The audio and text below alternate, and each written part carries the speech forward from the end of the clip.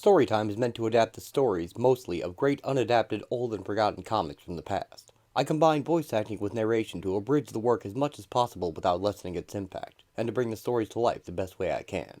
Please enjoy. Hi, I'm Nick, and welcome to the Fusion Space for today's episode of Storytime, Fantastic Four by Mark Waid and Mike Weiringo, Part 3.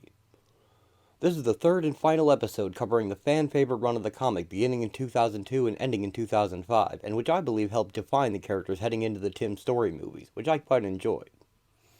In Part 1, Dr. Doom attacked the family with magic and ended up trapped in hell, but leaving scars on Reed's face and Franklin's mind, and on the rest of the family as well. In Part 2, Reed took the family into Latveria and set up shop there, disposing of Doom's arsenal and the illusions his countrymen had about their leader. However, he did so without any kind of permission, and Nick Fury led UN troops in to depose Reed in the end. Meanwhile, Reed had retrieved Doom from hell and even driven his family away so as to lock himself alone with Doom in another dimension as a prison. The others found Reed, though, releasing Doom, who used one of his oldest tricks to project his spirit into the Four's bodies, hopping among them until he controlled the Thing and almost killed the Human Torch. To prevent this, and at his own insistence, Ben Grimm was finally killed by Reed, using a gun Nick Fury had brought for that purpose.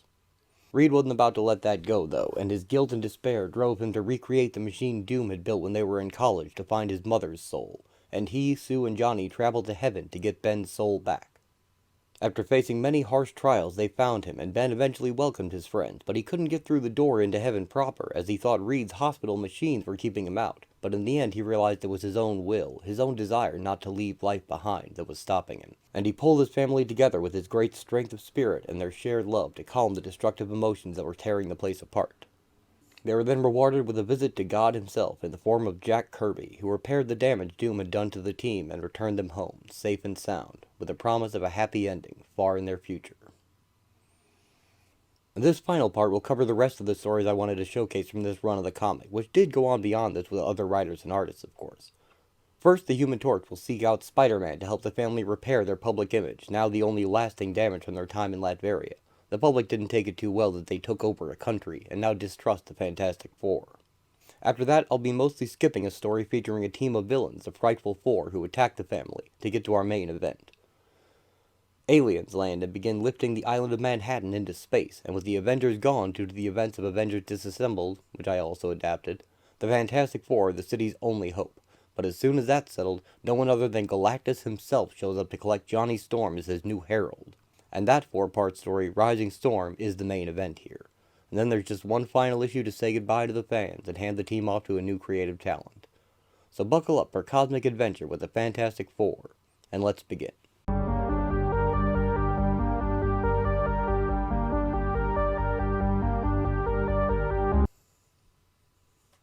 Spider Sense, Part 1. A disconsolate Johnny Storm wanders the streets of New York City. So that I say, you're out of your mind. You don't get to talk about the Human Torch like that. He is too fit to sleep with a gargoyle.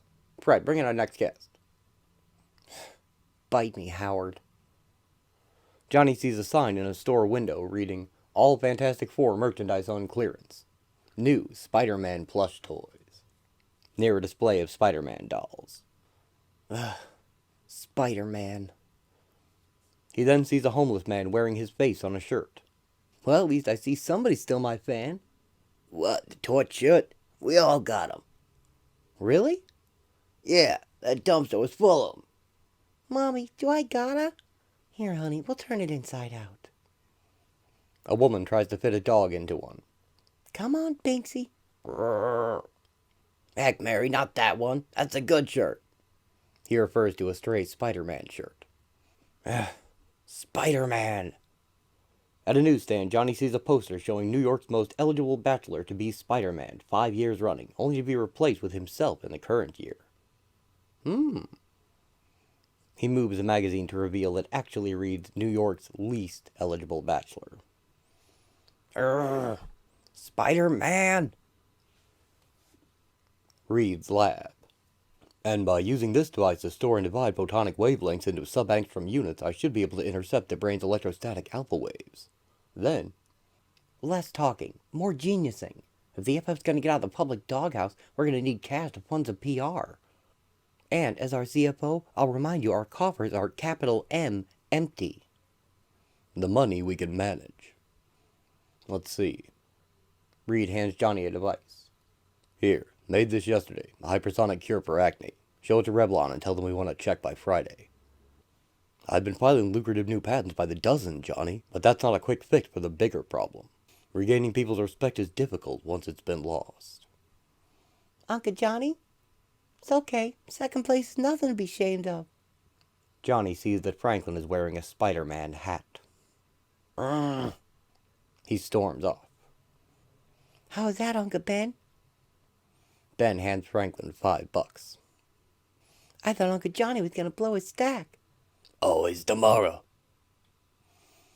The Human Torch writes in the sky with fiery letters, Spidey, meet me at the usual place. He then waits atop the head of the Statue of Liberty.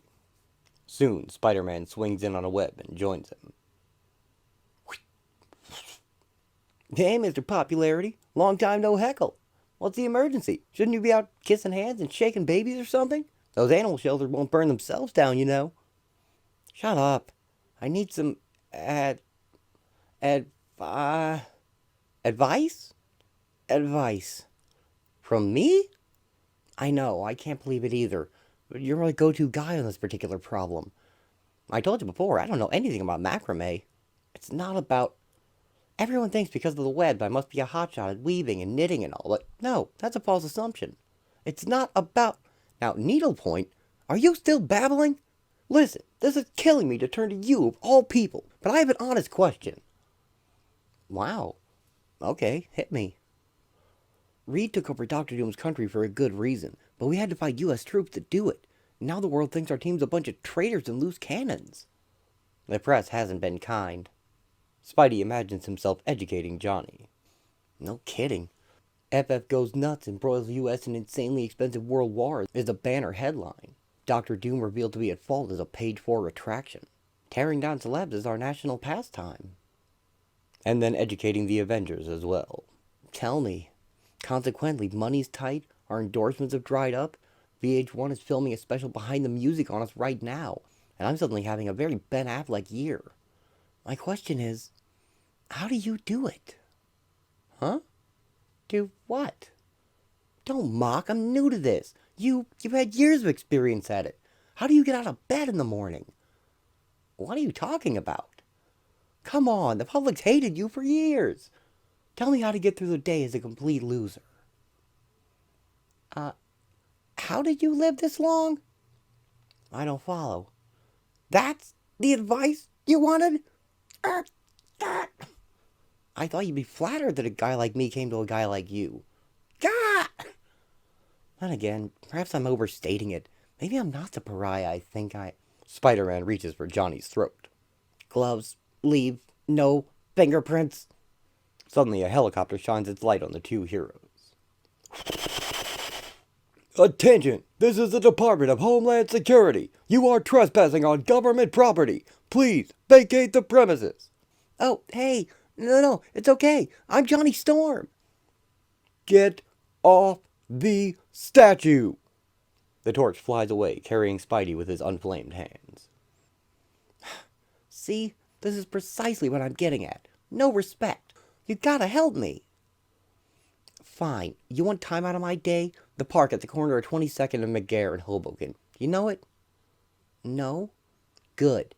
Then meet me there tomorrow at 10 a.m. sharp. You do that, I'll let you bend my ear off. Later, skater. Spider-Man shoots the web and swings away.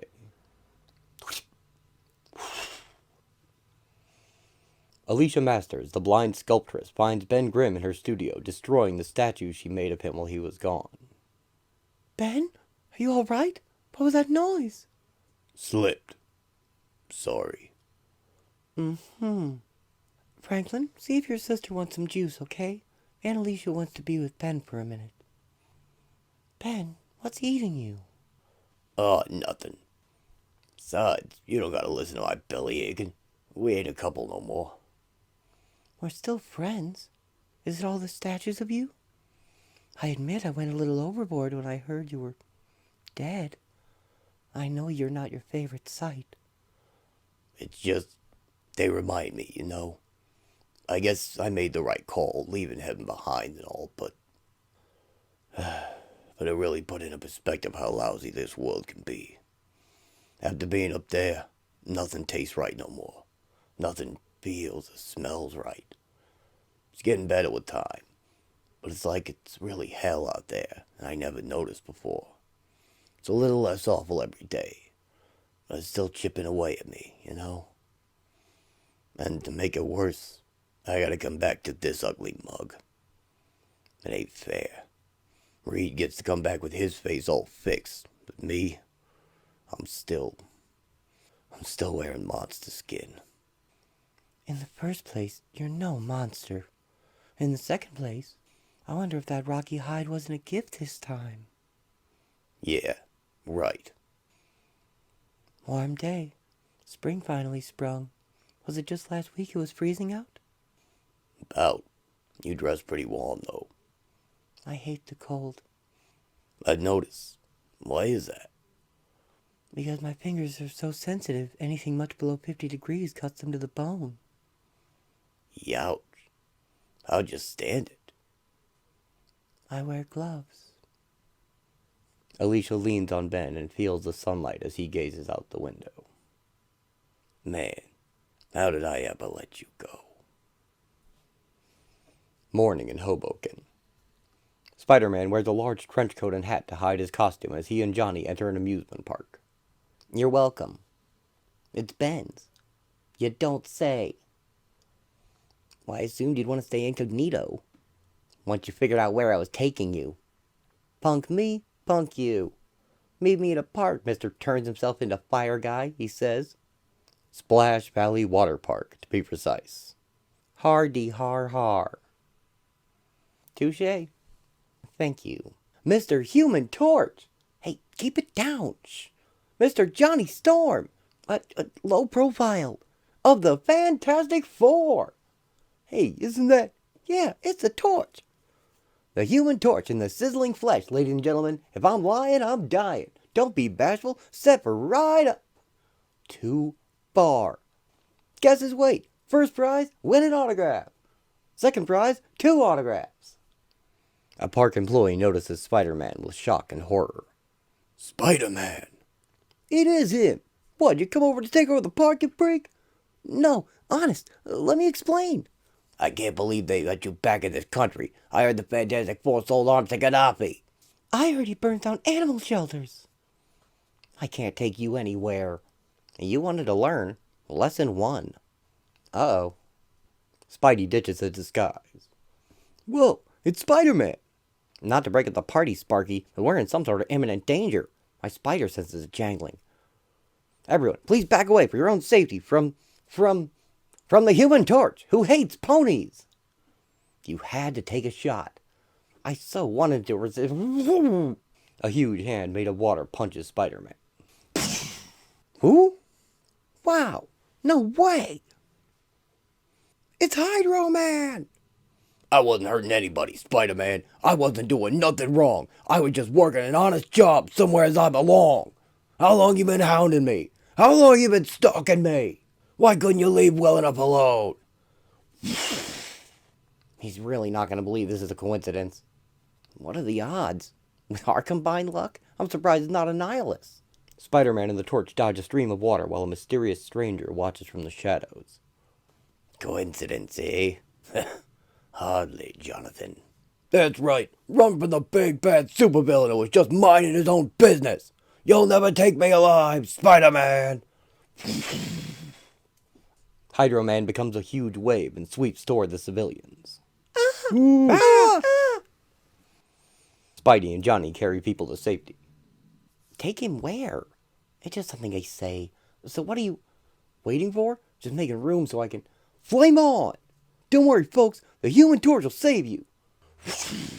Johnny flames on, his clothes not burning because they're made of the same material as his costume. Which is where Johnny's good luck runs out, because he sees that he has also melted all of a local vendor's ice cream. Oh, dear Lord! Whoops. I'm ruined! Ruined! Ah, I hate crowds. Likewise, I'm sure. Are you going to be any help? Spider-Man leads Hydro Man away from the crowd. Absolutely. Let me get some altitude for safety's sake, and I'll find this lunatic's boiling point. Hydro, dude, calm down. We're not looking for trouble. The Human Torch flies high in the air, then pours flames on Hydro Man to evaporate his water. Ah! Suddenly, a water slide breaks, spilling people out of a high tube. And yet, it's okay, guys. The Torch and his assistant have you well in hand. Assistant? Spider-Man breaks their fall with a web as Johnny catches a small girl. A wave of water douses the Torch once he is on the ground. Ooh, instant karma. Stupid, sopping wet sweater. Johnny struggles to get out of his bulky cloak. Oof. Not for the bystanders, Hydro jerk. I'd get fired up enough to steam your sorry. Another wave crashes over him. Can't get leverage. Torchy, little help here. Spider-Man is inundated by Hydro Man's flood. Hurry! Can't do it, Spidey. I'm trapped. What do you mean you're trapped? Get out of the pool! I can't. I... Johnny watches his shorts fly away in the breeze as he sits, barely covered, in a wading pool surrounded by kids. I have no pants! The kids continue to splash and play around him, unconcerned and entertained. Spider Sense, Part 2. Did I just say that out loud? Parents quickly collect the children, and Johnny is soon left alone. Oh, for the love of Mike. Hey, Hydro Man, long as you're taking swings, how about batting me over that away? Hydro Man obliges Spidey and knocks him away toward the Torch. Thank you. This is the worst day ever. Not if you're Michael Jackson, now number 2 in the list of nightmare babysitters. Even he knows better than to scream, I have no pants. Were you brought up by wolves? Hold still. I'll fix you up. Spider-Man provides Johnny with impromptu shorts made of his webbing. There, it's from my spring collection. You're a dead man. That's what I've been saying. Both heroes are washed out by huge waves and spilled to the ground before the park goers. Didn't you beat this guy yet? Try to live in the moment, okay? Yo, Mr. Human Torch, you ought to be ashamed of yourself causing a fight like this. It's not my fault, I swear. And then to lie about it. Double shame. They begin to throw food and trash at Johnny. Yeah. You save the city 1,000 times and all you get is grief. Fine. Now pardon me while I beat the bad guy. Flame on! In New Jersey, where a brawl has broken out between the Fantastic Four's Human Torch and an unidentified park worker, I'm told that the Torch arrived at the park on an already brutally hot day, specifically to terrorize and taunt young children, and that he may have been naked at one point. Bill, I'm being told now that Spider-Man is on the scene trying to restrain the combatants, but is having little luck. Ben sits at home watching TV with a tray of snacks. And here I thought I was saving this tape for the game. This is much better. The Best of Johnny, Volume 32. Lay off Spider-Man, bud. If you want to fight, I'll give you a fight. Nice. Now hit him with... Spidey, no offense, but a guy who can turn his body into water? I don't need coaching on that. The Human Torch turns up the heat, evaporating Hydro Man's body with his flames. Why you gotta dog my steps, Spider-Man? All I wanted was an honest job somewheres, and now you ruined it. Why? You started it. Spidey kicks him in the face as he tries to escape the fire. The drain! He's getting away! Grab him! With what? Hydro Man streams down a drain into the sewers. Of all the places to hide. Man, he could pop back up anywhere in the park. We have to find him. This is the closest building to the water lines. Search it. I'll take the right side, you take the left side. Go! The heroes rush into the bathroom, Johnny through the women's door. Ah! You poor little freak! No, it was an accident. I didn't mean to. Spidey, you did this on purpose. Who, me? Eyes on the road, son. All clear on this side. You spot him over there? Nope. A watery fist rises out of a toilet and punches Johnny out the door. Yow! Daddy, I want to go on that ride. Found him. Smelled so bad. The chase resumes across the park. Spidey blocks the ride with webbing. Nuh-uh, Bunky. Spidey-Man! Yay, Spidey-Man! And another. You're there. Sadly for you, I restocked on web fluid just this morning. I could do this all day. Spidey grabs a small child and swings him to safety above the waves. Don't get me wrong, I'm not picking on you. Heck, I'd be willing to let bygones be bygones and not for the whole pesky threaten the crowd and mayhem fit you're pitching, but hey, wait a minute. What? Webs hit Hydro Man in the face. This is suddenly going all too well. That can only mean one thing. The torch is somewhere else. Meanwhile, Johnny has found his fireproof shirt and pants. Yes, ma'am, I do know it's already a hot enough day without my flaming up the place. No, sir, I am not beating up on a lovable park mascot, nor is the guy in a Spider-Man costume part of a show. Hydro Man is a deadly threat. Yeah, right. Buzz off. Dying to. But for that, I need to be dry. And for that, I need you to back the heck up. Now I'd like the Submariner better anyway. I'll pass that along. Flame on! My spider sense is tingling. Gee, I wonder why. Move it, Squiddy. Move, move, move! Spider-Man rescues a park mascot, Squiddy, from a falling log flume ride. Johnny destroys the log with fire. Whew. You know what really bites? They're probably gonna bill me for the log. If the crowd doesn't lynch me first, why am I the villain? This is really getting to you, isn't it? Put yourself in their shoes. All they know when they come to an aqua park for the day is water good, fire bad. On the other hand, they adore me. That's a change of pace I can get used to. Goodbye, goat. Hello, hero. Spider-Man places Squiddy on a high platform. One more daring rescue and I'm finally going to be a society darling. And web yourself up a top hat, because you have one last big play coming. Quick, take this. Johnny tosses Spider-Man the trench coat. The thing's trench coat? Hey, good plan. You keep Spider-Man busy while I make a hammock. No, you knothead. It's made of unstable molecules. Ooh, unstably. Okay, giant coat. Why do I want to... Oh, got it. Oh, that's sharp. Yes, it is. Now take position and be ready. And as for you, bring it. Does the word Nova mean anything to you? You ain't so tough, said the guy running away. The torch corrals Hydro Man while Spider-Man prepares to block his escape with the coat. Well, not through there, you moron! Johnny chases him through an arcade. You'll get somebody killed! Ah! Down! That's electricity soup, you rugrat! Spidey, incoming! 2, 1, ah! Spider-Man catches the watery villain in Thing's trench coat. Booyah! Perfect timing! What the? You know why the Thing wears a special coat, Sloshy? Because he needs fabrics that are extra tough. I am assuming, however, this can still be spot welded. Hello? On my way. Step it up. He's crammed in there like Kingpin in a tutu. You sure all this unstable goodness is gonna hold? Long enough for us to get something more watertight around him. Yeah. They ball him up in it, and Johnny seals him in by melting the coat shut. It's Spider-Man for real. Wow. Can I have autograph, huh? Man, there really is a first time for everything. Sure, kid. Glad to... Oh, no. Saved a year for this vacation. Flashed my little girl. Saw me naked. Ought to lock him up. Easy, folks. We'll handle this. We got laws in this state against open flame and fireworks and... The crowd still hates Johnny, though, and Spidey sees a way to fix it as Squiddy nearly falls.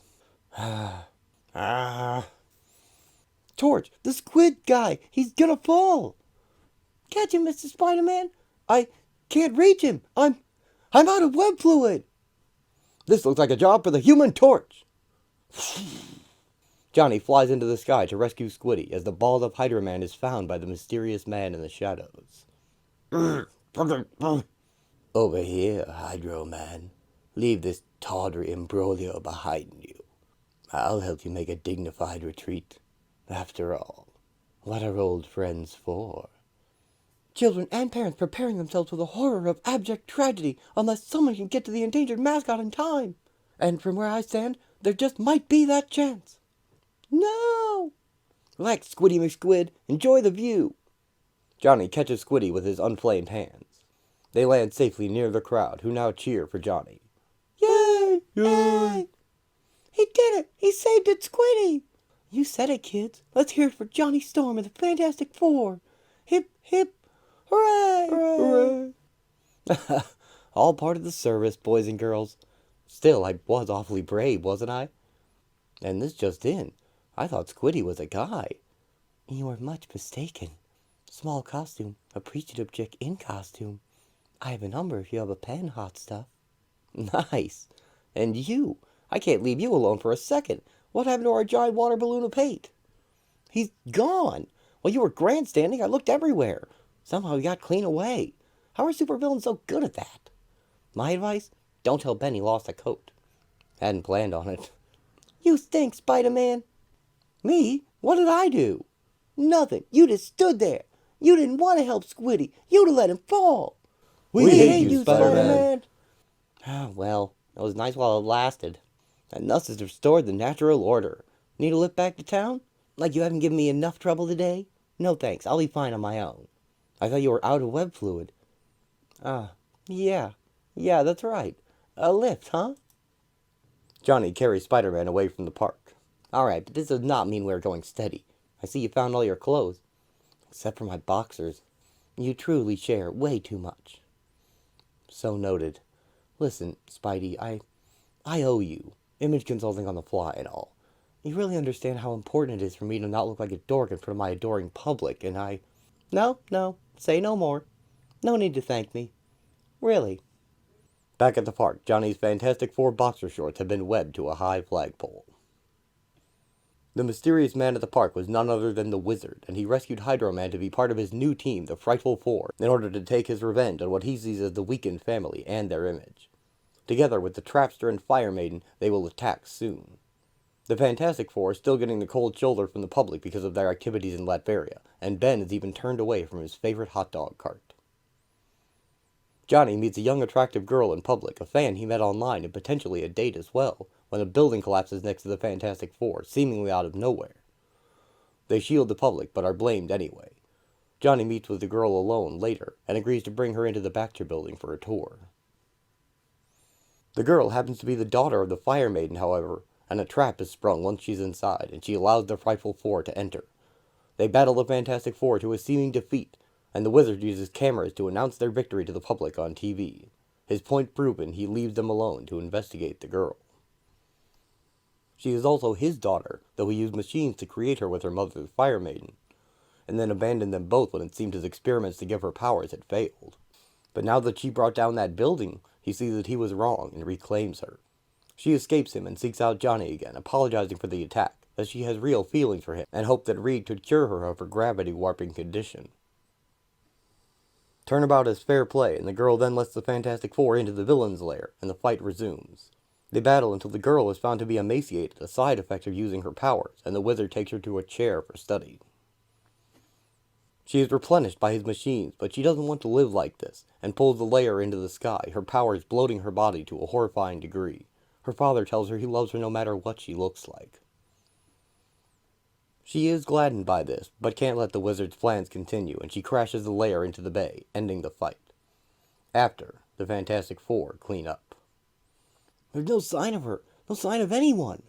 Well, I'm sure a water crash wouldn't hurt Hydro Man. That Sally bamped out at the last second. As for the Wizard, it'll take more than this to stop him, and I'm certain he wouldn't let anything happen to his daughter. She's his most precious belonging. I'm sorry, Johnny. We did what we could. What do you mean? We didn't do anything. We didn't cure Cole. But I could have. What little I saw of the Wizard's data was all I needed. The genetic procedures he used on Cole 19 years ago were very simple by today's standards. Neutralizing their effect would have been an afternoon's work. So we find her. We use your graviton detectograph thing. I've already taken some preliminary readings, Johnny. The Wizard saturated the area with free-floating particles. They're non-bonding, and will eventually be wind-distributed worldwide. Locating Cole and all that. I get the picture. Cole's not a bad person. She doesn't deserve this. Doesn't deserve them. Well, you can't pick your family, kiddo. But like the saying goes, they gotta take you in when no one else will. And from the sound of it, Cole got taken. Hook, line, and sinker. Fantastic Four Disassembled, Part 1. Ben Grimm takes Franklin and Val trick-or-treating, dressed in a Human Torch costume. Trick-or-treat. Ask nicely, Ben. Susie, for crying out loud, it's Halloween. Ben, set an example. All right. He pulls up his mask. Please. The man dumps candy into Val and Franklin's bags. There you go, kids. Fuel up your courage. New York's full of weird, creepy, scary stuff tonight. Plus, it's Halloween. Don't worry, though. Old Uncle Benji's got your back. I ain't afraid of nothing. Why, when your Uncle Johnny was peeing his pants, who do you think was looking at Nihilus dead in his eyes? Me. Who was laying a hammerlock on the Dragon Man with his pinky held out all dainty-like 'cause it's classy? Me. I feel sorry for anybody trying to spook Benjamin J. Grah! He is scared by a floating jack-o'-lantern. Sue becomes visible. You big baby. Creeping up at a guy when you're invisible. Laugh it up. You think that was funny?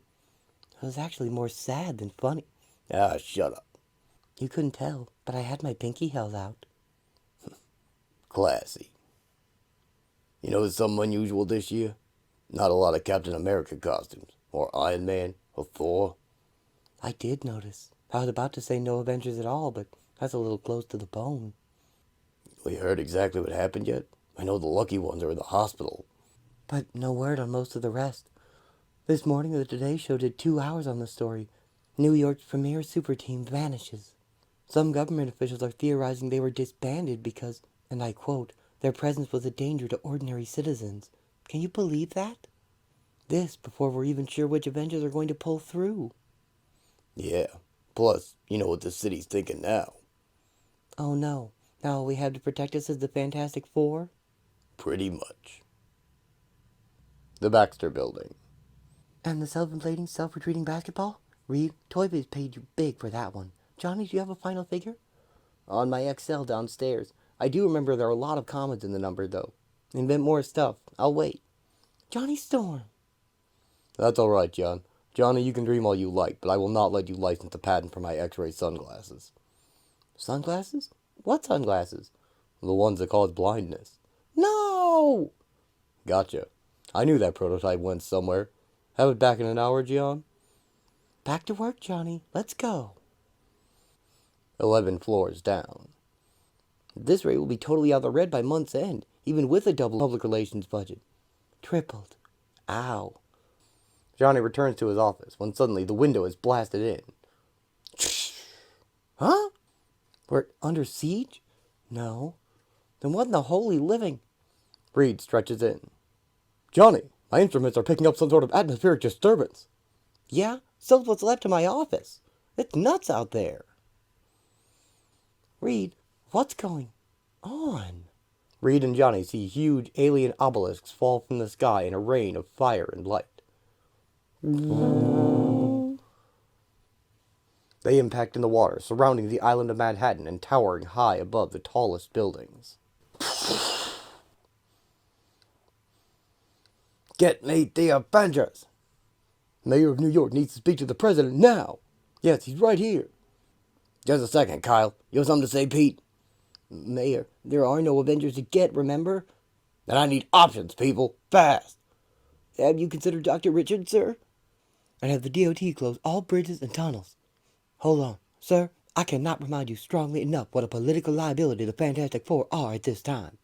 You cannot call them. I promise you. They will only make the situation worse. Massive tidal waves flood into New York, crashing down the streets. A Coast Guard boat is emptied of its crew as it is pushed along the top of the wave. Swim for it! Swim for what? Whoa! Huh? Just then, they are caught safely in an invisible shield bubble. Nice catch. You got the water and the boat? Are you kidding? The boat slams down to the street and Ben catches it, skidding backwards in the rubble. That Marvel girl would have got the boat. Come on! Finally, it stops. Hey, check me out. I just saved you a call to Geico. What are you gaping at? Huh? The water is held at bay by a giant invisible wall which Sue is maintaining with all of her effort. Big head, haul your flaming butt over here. We need you. Susie folds. The Human Torch evaporates another wall of water with his flames. Ben, I've got my hands full. Those pylons kicked up waves all over. Look around you. The power goes out across the city. Or don't. Great. When it comes to crowd pleasers, you can't beat a frickin' blackout. Johnny brightens his flame to light the darkness. Attention, New Yorkers! Do not panic! Look, it's the Human Torch! That's right. Stay calm. The FF is here to attack this problem. Attack? The Fantastic Four is attacking? You heard him! The FF's going crazy! They're taking over the city! Thank you, Sideshow Mel. Ben, hang tight, buddy. I'm just one lynch mob away. Ben? Panic grips the mayor's office. Now, will you hear me out? Mr. Mayor, ignore him. As your senior advisor, I'm telling you this is now far past being a Fantastic Four level crisis. There are still alternatives to consider. Burp, burp. The entire building shakes. Ooh. Sir, I have a news crew from Jersey on the line. They got a visual on the situation, and they're saying we're now, we're what, Marcia? Worse off? How could that be? The island of Manhattan rises into the air, buoyed aloft by the gigantic pylons and their alien energy. Sir. Marcia, for the last time, your opinion is duly noted. And let me also add, you're fired. Reed, Sue, Johnny, Ben, if you're out there, we need you. The mayor fires his Fantastic Four flare gun, painting their symbol in the sky in flames. Fantastic Four Disassembled, Part 2. Sue, you gotta fight. Calvert's on the way. I'm trying, Ben. The pressure can't hold the barrier. Mommy? Mommy? Johnny and Reed arrive, punching through the failing shield. Relax, Franco. It's Uncle Dad at the rescue. Everyone grab a bystander and follow me. 2 blocks later. Whew. The floodwater's lowering El Pronto. El what? Ignore it. He's been taking classes so he can be a moron in 2 languages. Suze, you alright? I'll live. The tide's falling. That's tonight's first plus, right? No. The reason it's ebbing is because it's pouring back off the edge of Manhattan. I don't normally think of Manhattan as having an edge. Start. Those extraterrestrial obelisks are wrenching the entire island upward, and rapidly. In the sky? How come? Finding out is the next step, champ. Daddy's been broadcasting every kind of communication signal imaginable to whoever is guiding those structures, but no one's answering. So once we drop you and your sister off at Aunt Alicia's, we'll get started. Back at the lab, Reed equips Ben with a camera vest so the team can split up. Sue takes Johnny and Ben into the main obelisk with a floating shield, and Ben punches their way in. Inside, they are attacked by an unseen force. Ben! Ugh, what the? Reed enters the obelisk after them, and he finds invisible machinery and begins making his way towards the center of it. Sue reveals Ben's attacker, a large tentacled alien creature. Ah! It's horrible! Make it invisible! Make it invisible! Then how is Ben supposed to hit it? Ben slugs the monster and it falls. I was talking about Ben. You little. No, wait. That was a good one. Thank you. Don't let it go to your bad head. And speaking of vast empty spaces. I can hear another one out there like a concealed watchdog. But where? Sue looks around. She, Ben, and Johnny are all attacked by more invisible monsters. Sis? Ahead of you. Come out, wherever you are. Sue reveals them as well. An array of large and oddly formed alien creatures surround the three. Hey, Reed?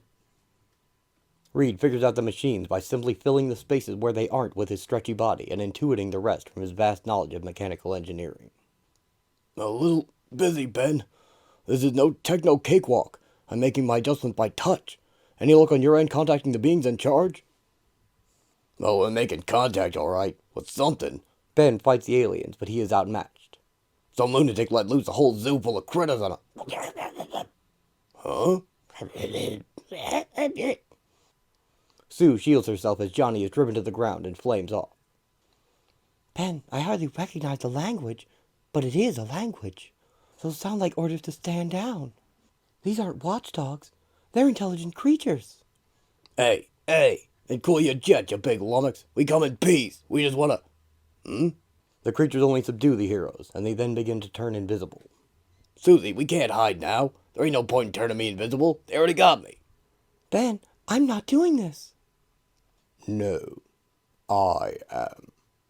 I am the leader for whom you search, the man to whom these sentients answer. My name is Zeus. A news crew in the city picks up a broadcast from Ben's camera vest and relays it to the people of New York. Done. Reed puts a small device into the alien machinery and alarms go off all over the craft. Beep, beep, beep, beep. The alarms? Something's halted the landmass displacement. Go, Reed. Ben, success! I've temporarily stopped the anti-gravity effect. Great, they're all over here. I can't. I have to stay and monitor this device, or else Manhattan will be torn apart by the strain. It's a stopgap solution, but I'm sure I've made an impression. Tell this Zeus that I demand to be heard. Now! You have nothing to say that is worth listening to, Earthling. Not given what is at stake. By interfering with our agenda, you ensure the prosperity of the deadliest, most destructive being in the known universe. Galactus. Long ago, on his march of ruin, the devourer of worlds set his vast machines down on my planet, seeking, as is his way, to drain it of its energies. Without care, without mercy, eager only to sate his cosmic hunger, Galactus swiftly transformed my homeworld into a lifeless husk. My race, proud and peaceful, numbered 4 billion strong. We had spent millennia building a utopian society, legendary in our star system. Within one sun cycle, we were extinct. I and I alone managed to escape. Driven by the memories of those I lost, I swore to devote the rest of my life to thwarting Galactus' systematic rampage of genocide. I traveled the cosmos, desperately keeping pace with the World Eater, saving those few I could from the planets he ravaged. All the while, as our numbers grew, so did our spacecraft, and our ambition. We were convinced we could find some way to shield others from the tragic fate that had befallen each of us. It took centuries, but we found it.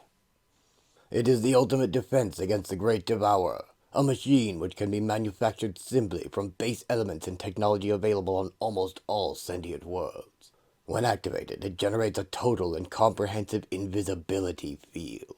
A planet under its protection temporarily fades from view, eluding not only the eyes, but even the most sophisticated sensors of Galactus. Word of our discovery spread, and so did its design, a distribution system we encouraged.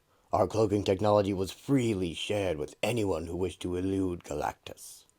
Thousands upon thousands of planets were spared, more each time the encrypted designs passed hands.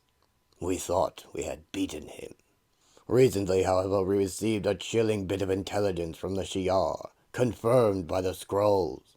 Our technology wasn't, as we had believed, foolproof. According to this information, there was something on the 3rd planet in the Sol system uniquely capable of negating our cloaking freeware. Worse, Galactus realizes this. There was naturally only one optimal solution to this variable. Only one way to ensure the future safety of the trillions of sentient civilizations dependent upon our invention. Eliminate this resource before Galactus claims it for his own. As we approached, our monitors pinpointed that what we were searching for was located on this anthill of an island you call Manhattan. Having neither the time nor the ability to sift through it to narrow the search, we instead decided the simplest and most expedient solution was to eject the anthill into your sun, allowing its nuclear fires to obliterate everything upon it. An option still very much, as you say, on the table. Over my dead body! Not necessarily. Meaning? Meaning that there is an alternative. One, ironically, that would never have occurred to me had you four not interfered. We now know precisely what Galactus requires to negate our invisibility. Or, rather, who. Sue looked shocked. Sue! No! Oh, Stretchel, we need you. Get her out of there, Ben! I can't! If I leave here, Manhattan snaps like a twig! Ben, do you read me? Susan Richards, hear me carefully. I am, unlike our cosmic foe, a man not without compassion. Disposing of innocent lives for a greater good is an option I exercise only with profound regret. Therefore, I will give you a choice.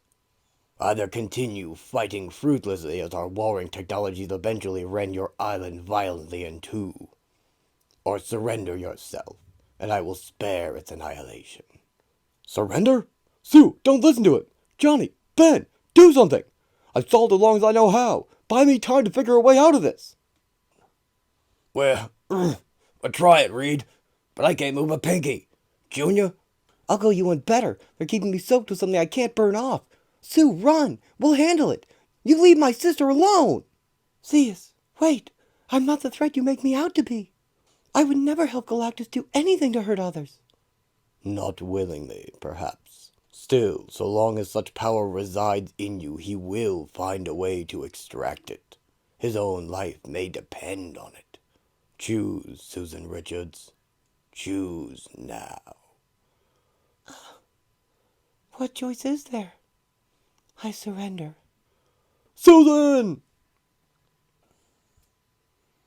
Fantastic Four Disassembled, Part 3. Do not struggle, Susan Richards. This will be done as quickly and efficiently as possible. What do you gotta tie her up for? She already said you won. Murder's not enough? You have to humiliate her too? Again, you misjudge me. I am not a murderer, Jonathan Storm. Quite the opposite. Like you, I strive to preserve as many sentient lives as possible. To that end. Now that I have what I came for, there is no reason not to let the inhabitants of Manhattan live. I have reversed the anti-gravity process. The island will restore itself. Hear that, Stretcho? That frees you up. Get over here. Stretcho, you there? Oh, for the love of my Aunt Petunia.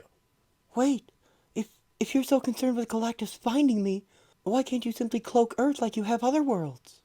Because Galactus has already been to your planet too many times for it to suddenly be hidden without suspicion. You he has encountered. You he will locate. All right, I understand. But please, before you do this, let me see my husband and my children just once. You don't gotta beg in front of this creep, Susie. You'll see the kids plenty, 'cause we ain't letting it end like this. Right, Junior? You heard him, Zeus! Nobody hurts my sister! Johnny flames on brightly. But he is soon doused by a water-spewing alien snake. Oh, no. Reed, if you're reading me, it's past time for you to pull something out of your elastic hiney. Come on. Time is of the essence. If it is any comfort at all to you, I would not end your life were it not the only way to save galaxies. Then do it already. Stop drawing it out and do it. There is one last necessary precaution to take. Despite your promise of sacrifice, which I believe to be genuine, the instinct for self-preservation is fierce. Reed, if you can hear my voice, we need you. Now! This device will prevent your force field powers from subconsciously activating to forestall the inevitable. Sue, fight him! Don't worry about us! Do something! She is. She is demonstrating the characteristic for which your race is most widely known. She is being noble. And the cosmos is grateful. Zeus pushes a button. Oh, Susie! Suddenly, Reed blasts through the wall and stretches in with a giant weapon. Here's something else we're known for, Zeus. Taking care of our own. Sue, forgive me. Reed fires the weapon at Sue, and a huge burst of energy envelops her. She falls to the floor. Sis! What the? You're crazier than he is, Richards. That was your Hail Mary? Gunning down on your own wife before somebody else could? I oughta. Stop right there, Ben. Well, she's not hurt. Just empty. She's still wired up, Zia, so check your meters and instruments. See for yourself. You're done here. Because I've taken Sue's powers away. What? It's true. Her unique energies, they no longer register within her. Meaning she's no longer any threat whatsoever to your cloaking devices. Different method, same end. It's a sacrifice, one that will affect my wife for some time to come. But rather than have her be a pawn between alien demigods, I've taken her off the board. Now, get off my planet. Very well. I congratulate you on your resourcefulness, Reed Richards. We will go. Our task here is indeed finished. Excuse me? Finished how? You busted every bridge, tunnel, and electrical wire in and out of an island of 8 million people. You don't get to just wave that away. Actually, I do. Zeus pushes another button. Manhattan settles back into place, and the damage done to the city reverses itself, molecules of concrete and glass reassembling themselves as if by magic, leaving the city as if nothing had even happened. And the people cheer. Your landmass is restored. We will resume our crusade. Be warned, however. In all likelihood, Susan's sacrifice will not spare Earth from Galactus's wrath forever, should he someday appear over your skies. We will successfully defend ourselves from him, Zeus. Check with your historians before you dare underestimate what we humans can and have already done on our own, numerous times. And know this, wherever your journey next takes you, whatever races you encounter, if it ever comes back to me that you refer to any part of Earth as a mere anthill, the Fantastic Four will make you regret it. The people watching at home smile. It seems the Fantastic Four may be repairing their reputation at last. They watch as the pylons raise up and begin to leave Earth. Whew. I'll say, wait a minute, since when is whew a reed sound? What whew? That was a colossal gamble, Sue. I'm so sorry. Let me explain. My turn. You heard me. What are you waiting for? Let's go. Me next. Turn your slugging watermeter on me like you did on Susie. Cure me. With this? I'm sorry, old friend, but you misread me up there. This machine doesn't eliminate anyone's abilities. But... Alright, they're safely on their way. That's if there's no chance of them seeing this. Seeing what? You trust me, right? Absolutely. Then jump. Perhaps absolutely was a poor choice of words. You won't fall, I promise. Just rely on the mental muscles you routinely flex when you go into action. 3, 2, 1. Sue jumps off the building. Flame on! What? She flames on and begins to fly. Oh! Brain hurts. It's always been the problem with curing any of us, old friend. I've come to learn that, like any energy, the cosmic radiation inside us can't be created or destroyed. It can, however, be reassigned. Flame on, Johnny. Johnny begins to disappear. Hubba. Well, I'll be. You switched them. You swapped Susie and Bighead's powers. Hey, how do I turn this off? Ha! Don't bother, Junior. It's a good look for you. This is amazing. For a second I was afraid, what with being on fire and all. But it's such a release. Johnny, I had no idea it felt this good to just cut loose. I will be much happier for you when you fix me. P.S. Ah! Sue lands and flames off. Oh, stop being an invisible baby.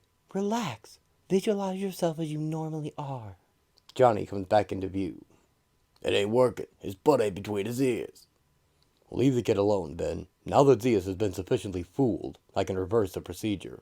I sympathize with Zeus's cause, but now that we know his problem, we have time to craft a less extreme solution on our own. First, though, let's get everyone back to normal. A huge shadow fills the sky, falling over the Fantastic Four.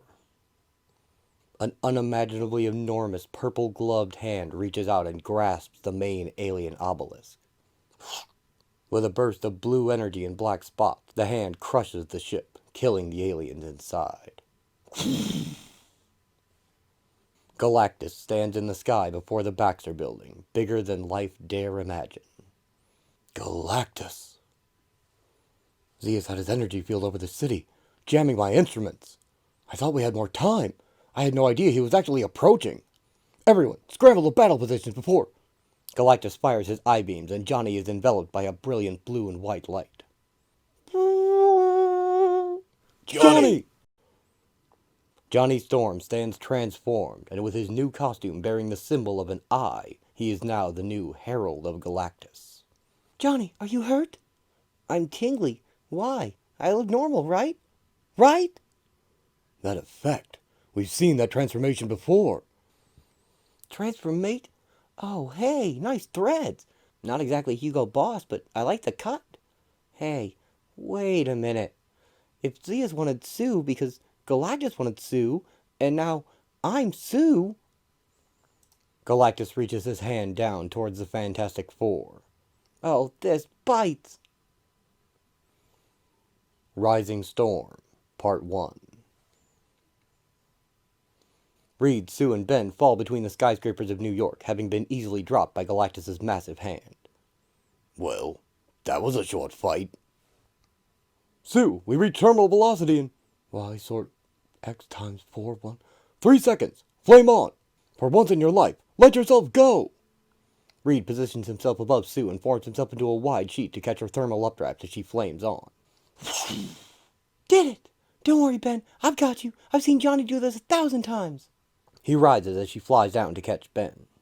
Yeah? Well? You must have missed the part where he turned his blamed hands off. Arrgh! Gimme that. I'll take my chances with the pavement. Ben, don't pull away. Ben yanks his hand back from Sue's fiery grip. It's okay, Sue. You gave me time to anchor myself. I'll catch you, old friend. Oh, good. Reed stretches an arm around Ben, and he is lowered safely to the ground. For a second there, I thought I was gonna look foolish. You with the hair. You ain't never seen a 500-pound bungee jumper come flying out of the sky before? I'm from out of town. Ah. Johnny, we're coming. Johnny, what did he do to you? Sue, hysterics aren't necessary at this second. Dial down the heat so I can process what just occurred. Right before Galactus kidnapped your brother, he transformed him with a burst of energy. My best guess is that, as he's done with other beings in the past, such as the Silver Surfer, Galactus has recruited Johnny to be his newest herald. He's been drafted into service by a cosmic being who sucks the life out of entire planets and leaves them for dead. And it's my fault. It should be me. It should be me. It's me Galactus came looking for, not him. Sue, stay calm. If you hadn't swapped my powers with Johnny's. You'd be dead by now. Reed did that to save your life, Susie, and it worked. Nobody figured it'd make big-headed targets so fast, so let it go. We ain't gonna let Galactus turn your brother into his mate of D. We'll save him. How? How do we follow him into deep space? How do we find him? Sue, we have friends. I already have 9 ideas. Let me solve that one. Right now, I need you to concentrate on mastering your new powers while I line up transportation. Ben will arrange for the kids. Worry about yourself if you want to be a strength rather than a liability. I know that sounds harsh, but every moment counts now. We have to get to Johnny, A, before Galactus forces him into finding and condemning an inhabited world, or worse, B, before Johnny exhausts Galactus' patience. In deep space, aboard Galactus' gigantic ship. Bathroom? Dude, we know you eat. You must have a bathroom. Hello? Oh, I'm sorry. Am I bothering you? Because, I could just turn invisible and leave and never, ever find my way home. And, all right, so it's an empty threat, but it's all I got, okay? And P.S., bathroom? Oh, for Pete's sake, fine. I'll just find it. I've been here before, remember? Rather. Zipping along on a force field. I think this is how Sue does this. Weird. Seems like it ought to be more difficult, but except for the balance issue, it's kind of easy. Holy crap, holy! Look at all the techno-what's-its. When Reed comes to rescue me, which I'm sure he will, he said with confidence. How am I going to get him to pull his rubber self away from all this? I'd be like a kid in a candy store. Boop, boop. Boop, boop. An alarm? What, did we get rear-ended? It's space! There's nothing out there! An alarm goes off, and Johnny is quickly shoved outside through an airlock. Ah! Vacuum! Vacuum of doom! I'm gonna die! Except I can hear myself, which means I'm protected, probably by my force field powers. And now I really need a bathroom. And wait just a minute! Hello? In there? Hello? Tell me you did not just let me out into the yard like a dog! Johnny is attacked by a spiky, angry alien wielding a large flaming sword. No. More likely, he stationed you in a vain attempt to provide a challenge to the merciless sword of Karrigan the Unforgiving. Galactus destroyed my world, and he will pay for his crime over your dead body. Oh boy. Back at the Baxter building. So you made the call? He's gonna help us out? I told him to consider it back rent. I forgot. He used to have an office in our building, didn't he? Did he stiff us or something? Reed places a bubble shield on Ben's face. I was joking. Given a disaster of this magnitude, he'd help regardless. He'll be here any minute, and then we can leave. How's this device working for you? Heck if I know. What is it? Is this that Pilates stuff I've been hearing so much about? Ben floats into the air and begins flailing about. It's a combination deep space survival suit and flight unit. It discharges unstable molecules for propulsion, meaning it can operate even in a vacuum. Speaking of vacuums, it sucks. We gonna need these? Only in an emergency. Until then, they'll collapse into our belt so we won't be unnecessarily encumbered. Stop fooling around, Ben. Reed, stop this crazy thing. That's a good act. Why don't we take it on the road? Deal. Buzz me when you're all set. Heard on the news something about Galactus appearing, and I'm worried. Call me back when you get this. Whoa, don't hang up. Hey, Alicia, it's me. Let me turn this off. Yeah, we're in no danger. It was just a drop-in. Problem is, he took Johnny with him. Yeah, we're on the trail. But we need you to keep Franklin and Val a little longer, alright? Thanks, doll. I'll phone you the second we get back and... Huh? Yeah, I'm still here. You know I told you Reed made me a new telephone to fit my fingers? Well, apparently Matchstick decided it needed an engraved nameplate. That little... On Ben's nightstand by his phone, Johnny has burned the label, Thingophone. I know. I'll go easy on him. After all, guess you and I owe him one from way back. So, first dates are always a little awkward, aren't they? I'm sorry. No, you're great. It's just, I ain't no ladies' man. I don't know what the... Ben looks out the window. Your sculptures are exquisite. There's a true sensitivity in the forms. Why, thank you, Ben. That's very sweet of you to say. He looks out the window again. And may I say, that's a lovely fragrance you're wearing. It's subtle, yet provocative. Oh my! Ben Grimm, who knew you had such a way with words? Ben, what's the matter? I'm blind, not deaf, and I can hear at distance. It's like you're with me, and then you're not. Is something distracting you? Ben reads Johnny's flaming letters across the street on the rooftop, reading, "Now kiss her, you lummox." Nah, not anymore. He does. Jeez, I hate to admit it, but I honestly care about the kid. Have you ever tell anyone I said that? Ben! I gotta go, sweetie. Sounds like our ride's here. Criminy, Susie. If I could sweat, I'd be drenched. Ben makes a point here. You're still radiating an uncomfortable amount of heat. Boys, again, this is all new to me. I'll do my best, but it sounds like we have a long trip ahead of us. Or alternately, no trip at all. Quasar! Last chance, Reed. Let me handle this on my own. We can't, Wendell. Appreciate the offer. But this is a family matter. Fair enough. I'd hoped to intercept both Zaius and Galactus on their way into Earth space, but being an appointed protector of the universe plays havoc with my personal priorities sometimes. Still, I'm available now. I already have a bearing on Galactus' whereabouts, so once my quantum bands wrap you in a flight bubble, we're off. Quasar forms an energy bubble around Reed, Sue, and Ben, and flies them into space. Johnny defends himself from Kerrigan's slashing sword with invisible shields. You fight like a woman. I fight like my sister, dude. Ugh, that's a compliment. But I'm doing stuff she can't do. Like carry on a conversation with an alien jerk. Know why? Because this Herald gig comes with the power cosmic, Kerrigan. I'm warning you for the last time. Knock it off. Do not make me go all cosmic on you, man. Because I'm new at this, and neither of us knows what'll happen.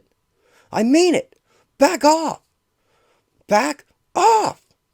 Johnny strikes back. Kerrigan is instantly split in half, the separate layers of his flesh and muscle peeled away from his skeleton and organs, held in stasis by Johnny's powers. Shocked does not begin to express the look on the halves of his face and his screaming skull. Oh, God. Fix it, fix it, fix it. Johnny puts him back together. Dude, can you hear me? Are you still alive? Tell me you're alive. You gotta believe me when I say I had no idea that I was that. Kerrigan? Johnny reaches his hand out, and Kerrigan shrinks away in terror. No. This is the planet you're living on, right? I'm just gonna lower us both. Take you home. Johnny places him gently on the ground. See? Nothing to be scared of. Already I could feel your body throwing off my force field. It'll hold as long as you need it, but I get the sense you're knitting yourself back together. You'll be fine. Agreed? Okay. What the? He returns to space. What the? I barely blinked, and suddenly I'm doing things Sue could never do. Scary things. If this is the power cosmic, what am I becoming?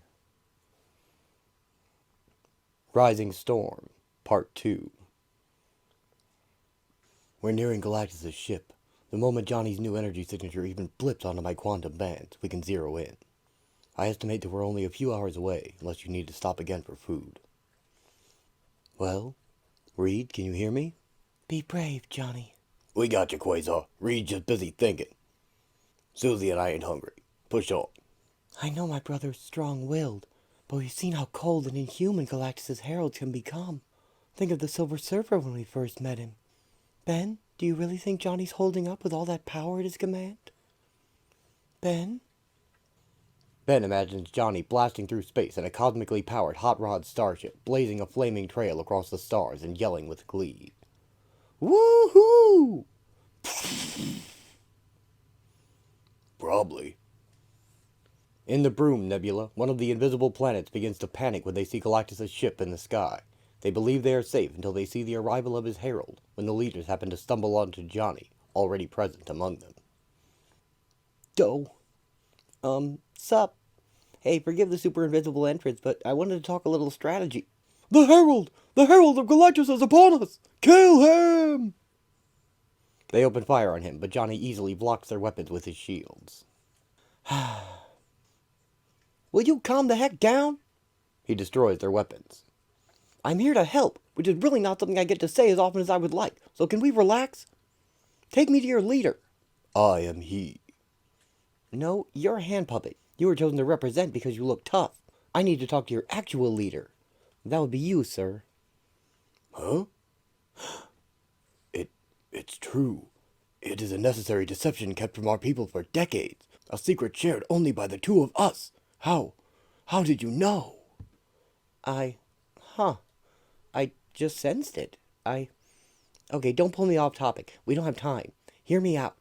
Exposition lightning round. I was recruited by G, Big because I apparently have this unique ability to look past the cloaking devices the world in this system uses as a defense against it. Problem is, I'm one of the good guys. I have no intention of delivering this or any inhabited world over to Galactus. But that means I gotta find a green, uninhabited world, and fast, to feed the guy. I need a recommendation. In other words, well, is there any place good around here to eat? Young man, planets such as you seek, lush worlds devoid of life forms, are, biospherically speaking, near impossibilities. That said, the second planet from our sun is worthy of no mercy.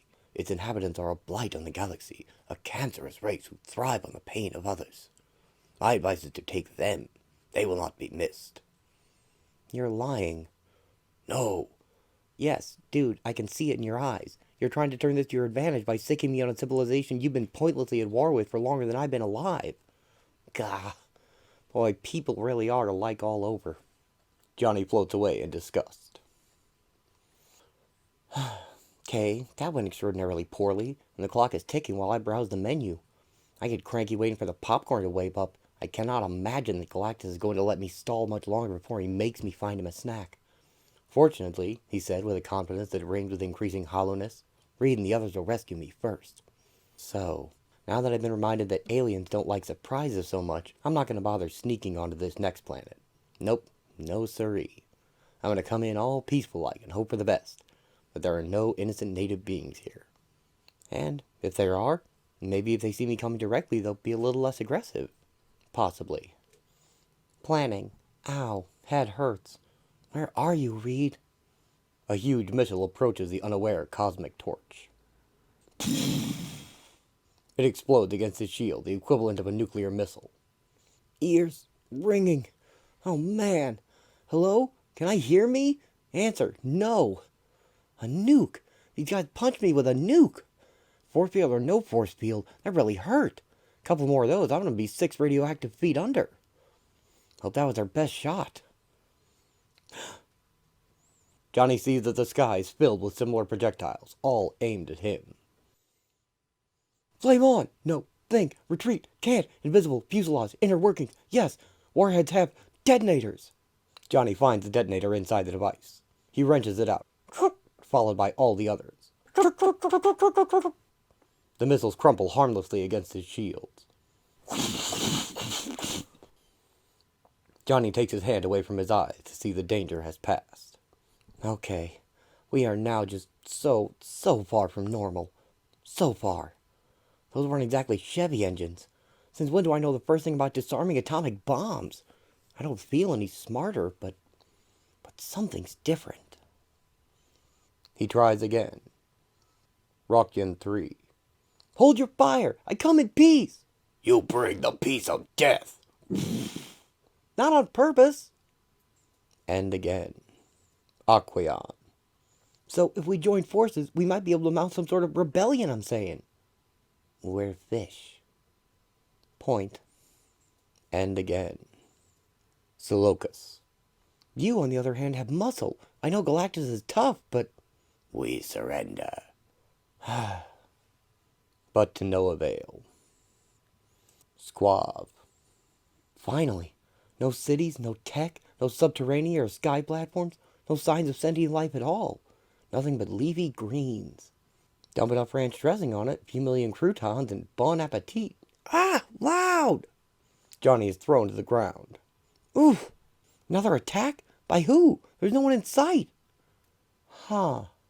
Johnny is greeted by a race of tiny, talking bug-like people, who are, of course, terrified of him. Ah! It is as the prophets foretold. The end time of the holy crushing is upon us. Sound the alert. Even now, Galactus' mighty boot hovers above our nests and hills. Take us if you must, but we beg of you, spare the larva. The loudness.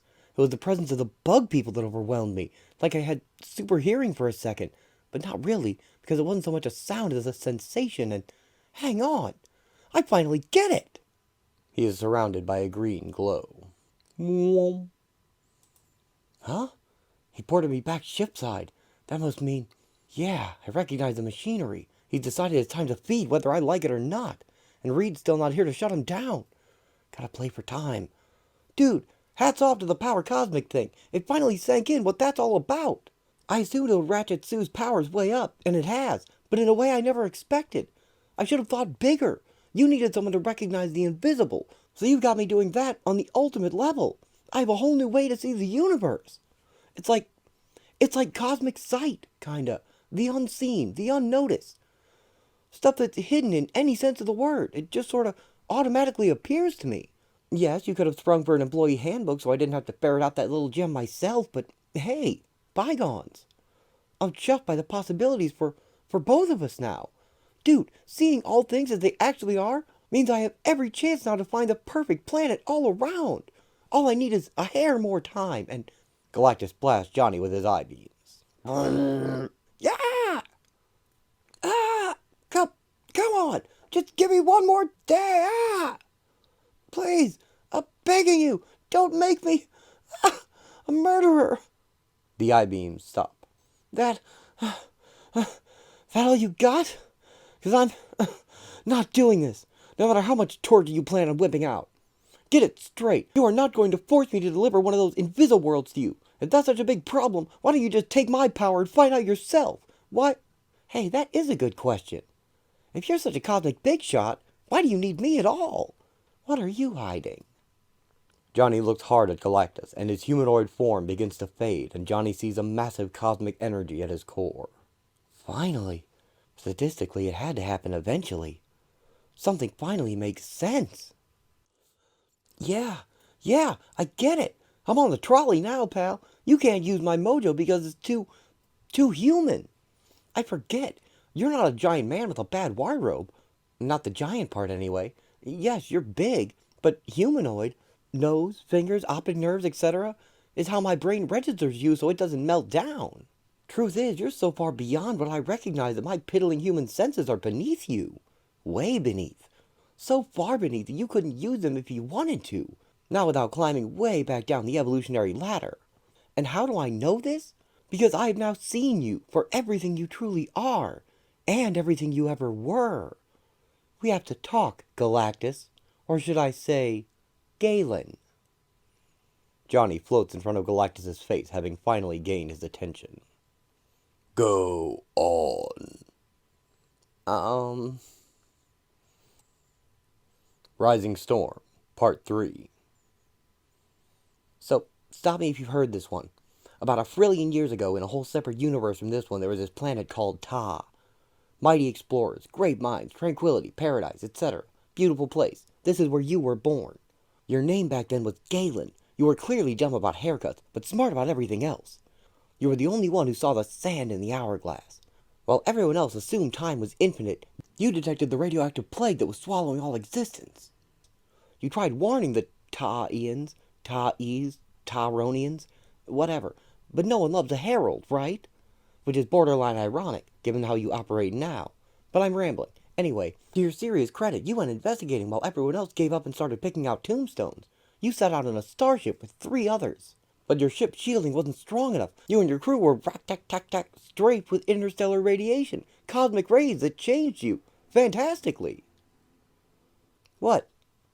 Oh wait, I'm sorry, that's our origin. But it's also your... I mean, it happened to you that way too, pretty much. What with the ship and the rays and the transforming. It's an interesting coincidence, don't you? Maybe I should just move on here. So the crew's wiped out, and you're all that's left. And with your last breath, you heard a voice which said, and I quote, "Hear me, last son of Ta, I am the sentience of the universe. Like yourself, I am dying. In mere moments, as I mark time, I shall draw all the matter in the cosmos into my bosom and collapse beneath my own abysmal weight. But though we both must die, we need not die without an heir. Come, surrender yourself to my fiery embrace, and let us become as one. Let our death throes serve as the birth pangs for a new form of life." Va-boom! Big collapse, followed by a big bang. With its dying burp, your universe tells you that you have a destiny, some great purpose in the grand Uber design. Then spits you and your starship into the cosmic soup that will eventually cool itself to form this universe. Dude, you are old. For eons, your craft rockets around looking for a place to land. And once it does, you wake up and realize you don't have a thing to wear. You know, being a metamorphosed embodiment of a cosmos and all. So you transmogrify the remains of your ship into something not unlike an incubator. There for billions of years, you gestate. Eventually emerging as Galactus, the devourer of worlds, the tyranny that strides the stars. Shaped only by the all-consuming hunger that transcends our petty concepts of good and evil. He who simply is. And seen. I gotta say, knowing this, it really cast you in a whole new light, if you don't mind my saying so. Honestly, I think the thorn in your paw is that after, 5 billion years of being cosmic, you've completely forgotten what it's like to be human. But deep down, you, and I mean so very deep down, you are, in fact, if I may be so bold, you and I are actually a lot alike.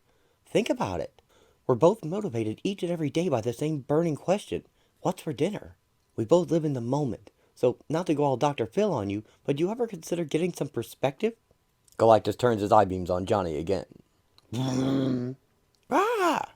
You have prattled long enough, Herald. You have served your purpose by unveiling the worlds from which Galactus will now feed. Right. I never know when to... shut up. Stalled him as long as I could. Nice plan while it lasted. Reed, where are you? Reed's arm stretches out to Johnny. He grabs Johnny in his rubbery grip and reels him in. I've got you, son. Quasar, shield him. Quasar shields the team from Galactus' eye-beams. That's right, Bighead. The cavalry's here. The Fantastic Four are together once again. Johnny, we were so worried. Are you okay? Say something. Quasar? You replaced me already? And also, with Quasar? I would suggest something a little more grateful, young man. Seconded. I'll hold Galactus off for as long as I can. But I wouldn't take my time if I were you. Reed, what's your plan? I'm still not entirely certain, though now that I have a more immediate grasp of the variables, I have some conjectures and... Johnny, what's wrong? Johnny? Johnny looks at his family and sees more in them than he ever has before. He sees Reed's lifetime of adventure, Sue's memories of growing up together with him, and Ben's past as a pilot and a football star. What? I got a booger? What? Wow. I saw you guys. Really saw you in ways I never have before. I don't offer this up very often, but I am so proud to know you. You truly are fantastic. Quasar slams into the floor beside them. Whoa. Sorry, I tried, but Galactus has lost all interest in the fight. He's readying his converter. Then here's the play. Sue, Ben, he's going to need that converter to eat the planet below, so your job is to wreck it. Quasar, you distract Buckethead a minute more, and then follow Reed's instructions to the letter. Because I'm about to tell him what to build with your quantum energy that can beat him. Hut, hut! Johnny forms a path for Ben to reach the machines, and Sue flies with him as Quasar resumes his attack. Did we just take orders from your brother? I know. He sounded so grown up, didn't he? I can't tell if it's him, or the responsibility he's dealing with, or what. But I'm proud of him. Enough with the sentimental talk, alright? You don't want me to start bawling. We can do a lot of damage in here. This is... Up, up, up, up. Easy? No, you don't ever say that out loud, Susie. You know better than that. Next thing you know, we're likely to get walloped. Creatures from Galactus' ship emerge near Ben and Sue. You exasperate me, Earth son. It's a living. Quasar's energy beams meet Galactus' eye beams in a huge burst of light. Vroom. So that's my plan. Johnny, we were made the FF by cosmic rays. Galactus was transformed by the energies of creation itself. Call it the Big Bang, or the Phoenix Force, or what have you. It's a different scenario. Granted, I realize we're working on a much more ginormous scale, but you have to admit I'm onto something in principle. If you build this thing, which we know you can, and I pump into it every bit of the Herald power Galactus gave me... Ben and Sue fight the ship's defenses. See? I told you not to jinx us. Of course he'd have defenses in this doodad if it's so crucial. Hit him. I'm trying. They're half energy. Then hit the half a can be wailed on it. Ben, what's that roar? I don't know. Galactus' stomach? Oof. Oh man, what now? The converter begins to glow green from the teleporter and vanishes. Reed, Johnny, the converter! He's sending it planetside! So we're on? Yes, it just might work. Johnny, good thinking. Johnny smiles. Hey, Mr. Cosmic Awareness, I'll take over here. You go with Reed. Book already. Johnny takes Quasar's spot, blocking the beams. Fool! Galactus will not tolerate a defiant herald. You know this. What power I have given you, I can remove with ease now that you have served your purpose. No doubt, but I can see what your moves are, and you can't see mine. Go ahead, do your worst. If you can find me. Which you can if I don't stop talking now. I have a clear shot at the converter. No, stay with the stratagem. Too much is at stake. Outrace it. The converter descends toward the planet in a green beam as Reed and Quasar pass it. Sue and Ben keep attacking the converter. You having any luck? I can't tell. For all we know, we're barely denting the fenders. But I'm pouring it on. Using his energy and matter manipulation powers, Quasar forms a large cannon at Reed's direction. With a core ion converter held between the L bracket and a mutagen resonator to read the subject's gene signature. Hurry! While invisible, Johnny peppers Galactus with energy blasts. Insect.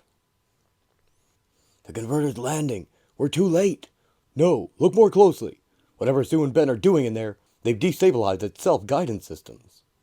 Ben and Sue tear up Galactus' machines inside the converter. It lands askew, further delaying the planet consumption process. Johnny alerts Galactus the machine is installed. Sweet! Hey, boss, soup's on! He descends through the green beam to the planet's surface. Perfect. We put him through a workout. Now he's too hungry not to deal with me later. His first priority is replenishing himself. Ben and Sue exit the converter. Remember, any land you can crawl out of is a good one. What else can I punch? Galactus makes landfall and blasts them away from it with his eye beams. Away. It's okay. That'll take him precious time to repair, and split seconds count. This way. Johnny transports them to Reed and Quasar. Hey, what's this Reed and Quasar whipping up? Why does it look familiar? Because you saw it the other day, only on a much smaller scale. Yeah, it's what Reed used to swap yours and Susie's powers in. And I don't get it. Watch and learn. Quasar, you done? Ready when you are, Johnny. Galactus begins to power up the converter. All right, we've got one shot at this, like ever. Cross your fingers. Johnny pours the power cosmic into Quasar and Reed's cannon, and it fires a massive blast of energy at Galactus.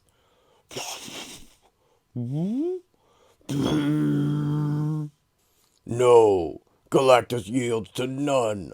Your devices are of no consequence. Galactus is the Alpha and the Omega, the beginning and the... His gigantic armor collapses to the ground, seemingly empty. Johnny falls from the sky. Reed, catch him. Johnny, what just happened? I thought big for a change. I figured that if Reed could move our energies around, he could maybe do the same to Galactus if I gave him enough fuel. I can explain it in a sec, but boy, everything looks funny. Because you're back to normal? Uh-huh.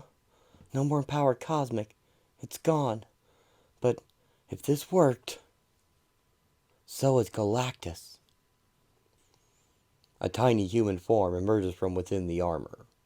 The machine has removed the power of Galactus from Galen's original humanoid self.